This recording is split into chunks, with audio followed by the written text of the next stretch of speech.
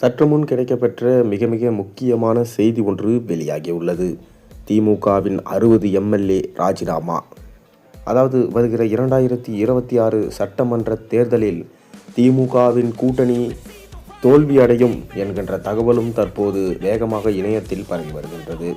தொடர்ந்து திமுகவின் முக்கியமான அமைச்சர்கள் வீடு வீடாக சென்று வாக்கு சேகரிக்க சென்றால் அங்கு மக்கள் விரட்டியடித்த விஷயத்தையும் நாம் பார்த்திருந்தோம். இதே போலதான் தொடர்ந்து முக்கியமான 60 எம்எல்ஏக்கள் இந்த தேர்தலில் தோற்று ராஜினாமா செய்வார்கள் என்கின்ற தகவலும் தற்போது வேகமாக பரவி வருகிறது. காரணம், திமுக சொன்ன வாக்குறுதியை காப்பாற்றவில்லை. தொடர்ந்து வாக்குறுதிகள் கொடுத்தார்களே தவிர ஒவ்வொரு தொகுதியிலும் அவர்கள் என்ன செய்தார்கள் என கேட்டால் கண்டிப்பாக மக்கள் மனநிலை திமுகவுக்கு எதிராக தான் திரும்பியுள்ளது.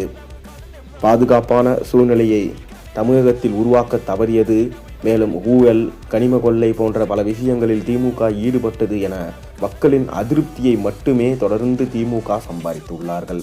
இதன் காரணமாக தான் திமுகவில் 60 எம்எல்ஏக்கள் கிட்ட இந்த முறை தோற்றுவிடுவார்கள் என்கின்ற தகவலும் தற்போது கிடைத்துள்ளது.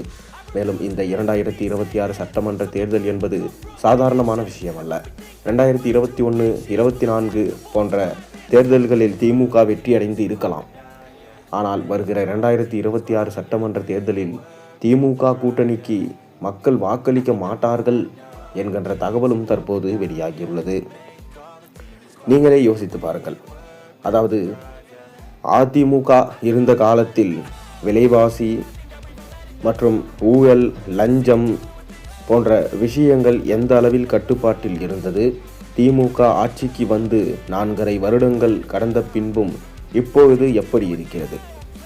மக்கள் இதை உணர வேண்டும். தொடர்ந்து திமுகவுக்கு மீண்டும் வாக்களித்தால் மக்களால் ஒரு வேளை உணவு கூட அருந்த முடியாத நிலைமை ஏற்படும் என எடப்பாடி கூறியுள்ளார்.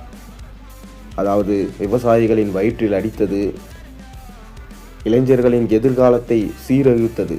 தொடர்ந்து ஊழல் பட்டியலில் திமுகவின் அனைத்து அமைச்சர்களும் சிக்கியது. இது போன்ற விஷயங்கள் தான் திமுகவிற்கு தற்போது பாதகமாக பார்க்கப்படுகிறது. இதனால் வருகிற 2026 சட்டமன்ற தேர்தலில் கிட்டத்தட்ட 60 எம்எல்ஏக்கள் ராஜினாமா செய்வார்கள் என்கின்ற தகவல் தற்போது வேகமாக பரவி வருகிறது. நீங்கள் என்ன நினைக்கிறீங்க? உங்கள் கருத்துக்களை மறக்காமல் கீழே கமெண்டின் வாயிலாக தெரிவியுங்க.